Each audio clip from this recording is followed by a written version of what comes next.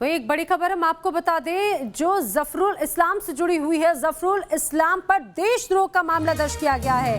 जफरुल इस्लाम दिल्ली अल्पसंख्यक आयोग के अध्यक्ष हैं, जिनके खिलाफ देशद्रोह का मामला दर्ज किया गया है और दिल्ली पुलिस की साइबर सेल ने यह कार्रवाई करते हुए ये मामला दर्ज किया है। दरअसल जफरुल के नाम पर लोगों को धर्म के नाम पर भड़काने का आरोप है और इसी के चलते कार्रवाई की गई है। दरअसल जफरुल इस्लाम ने कुछ समय पहले फरार जाकिर नाइक की जमकर तारीफ की थी, जमकर तारीफ में कसीदे गढ़े थे। सोशल मीडिया पर जिस तरह से उनकी पोस्ट थी वो धर्म के नाम पर लोगों को भड़काने के रूप में पाई गई और उसके बाद में कार्रवाई की गई है। लगातार जब पूरी जांच की गई, साइबर क्राइम की तरफ से साइबर सेल ने जब पूरे मामले की जांच की तो उसके बाद में एफआईआर दर्ज की गई है और देशद्रोह का मामला दर्ज किया गया है।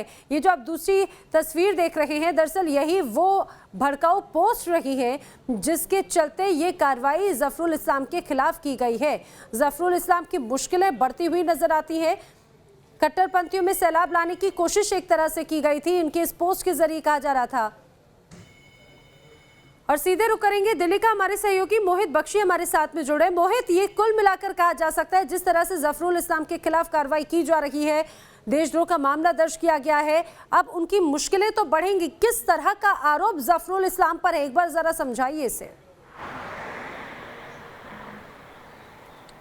देखिए, समझना होगा नैना, क्योंकि 28 तारीख को जो उन्होंने पोस्ट किया था उसके बाद से ही विवाद बहुत ज़्यादा बढ़ गया था। जिस तरीके से उन्होंने कहा था कि इंडियन मुस्लिम्स अगर शिकायत करेंगे अरब को तो सैलाब आ जाएगा। जाकिर नाइक की उन्होंने तारीफ करी थी अपने पोस्ट में। हालांकि बाद में उन्होंने कहा कल शाम को कि अगर मेरे पोस्ट से किसी को दुख पहुँचा है तो मैं माफ़ी मांगता हूँ, इस तरीके की बात उन्होंने कही। लेकिन FIR जो थी वो स्पेशल सेल में दर्ज कर ली गई है। कौशलकांत मिश्रा की शिकायत पर ये FIR दर्ज की गई है जिसमें सेडिशन का चार्ज लगा है। अब पूरे मामले की तफ्तीश होगी। मुश्किलें जरूर बढ़ी है। हालांकि सरकार, ये सूत्र बता रहे हैं कि दिल्ली सरकार भी इस पूरे मामले में जफरुल इस्लाम से नाराज है और इस जब ऑन कैमरा हमने पूछने की कोशिश की तो अभी खुद जो मंत्री हैं, गृह मंत्री हैं सत्येंद्र जैन, उन्होंने कहा कि अभी उनको इस पूरे मामले की जानकारी, इस पूरी FIR के बारे में जानकारी नहीं है। लेकिन इतना स्पष्ट है कि सरकार भी अभी जफरुल इस्लाम से कमोबेश दूरी बनाती हुई दिख रही है और अब मुश्किलें बढ़ना तय है, क्योंकि स्पेशल सेल ने ये जांच जो है वो सौंप दी है। जो स्पेशल सेल का साइबर सेल है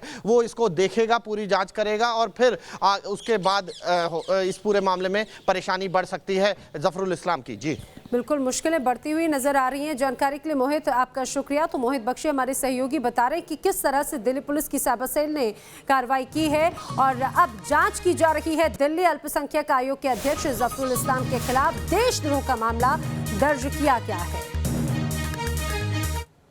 और आइए अब आपको दिखाते हैं कि इस विवाद की आखिर वजह क्या रही, आखिर क्यों दिल्ली अल्पसंख्यक आयोग के अध्यक्ष जफरुल इस्लाम के खिलाफ शिकायत की गई और क्यों उन पर देशद्रोह का केस दर्ज किया गया। दिल्ली अल्पसंख्यक आयोग के अध्यक्ष जफरुल इस्लाम के इस फेसबुक पोस्ट पर विवाद शुरू हो गया है। इस्लाम ने अपने फेसबुक पर लिखा कि जिस दिन मुसलमानों ने अरब देशों के सामने अपने खिलाफ जुल्म की शिकायत कर दी, सैलाब आ जाएगा। इस विवादित पोस्ट में लिखा गया है कि कट्टर सोच रखने वाले संभल जाओ, भारतीय मुसलमानों ने तुम्हारे नफरत भरे अभियान, लिंचिंग और दंगों के बारे में अब तक अरब और मुस्लिम जगत से शिकायत नहीं की है। जिस दिन भारतीय मुस्लिम शिकायत करने के लिए बाध्य हुए वो दिन कट्टर सोच रखने वालों के लिए बहुत भारी पड़ेगा। ये पोस्ट 28 अप्रैल को लिखी गई है। सवाल ये है कि क्या दिल्ली अल्पसंख्यक आयोग के अध्यक्ष इस तरह के पोस्ट लिखकर एक बड़ी आबादी को भड़काने का काम नहीं कर रहे हैं? देश के अंदरूनी मामलों में दूसरे देशों के दखल की बात करना जुर्म नहीं तो और क्या है?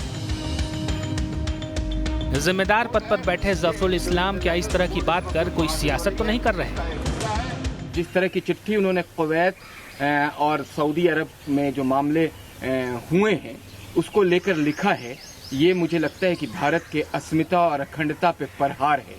आप भारत में रह के इस तरह की बात कर रहे हैं। 14 जुलाई 2017 को दिल्ली अल्पसंख्यक आयोग के अध्यक्ष बने जफरुल इस्लाम की पहचान इस्लामिक विद्वान के तौर पर की जाती है। जफरुल इस्लाम ने अपनी पढ़ाई भारत, मिस्र और ब्रिटेन में की है। अंग्रेजी, उर्दू और अरबी में 50 से ज्यादा किताबें लिख चुके हैं जफरुल। इसके अलावा वो ऑल इंडिया मुस्लिम मजलिस मुशावरत के 3 बार अध्यक्ष रह चुके हैं। जफरुल इस्लाम के पोस्ट के बाद सियासत शुरू हो गई है। बीजेपी ने जफरुल इस्लाम पर तीखा जवाबी हमला किया है। भारत में मुसलमानों के लिए भारत से अच्छा देश और मोदी जी से अच्छा नेता नहीं मिल सकता, जो 130 करोड़ लोगों को इकट्ठे रख रहे हैं, एक निगाह से देख रहे हैं। लेकिन किस तरह से भारत को बदनाम किया जाता है। एक आध छोटी घटना को लेकर किसी मुल्क को दखल देने का कोई अधिकार नहीं है।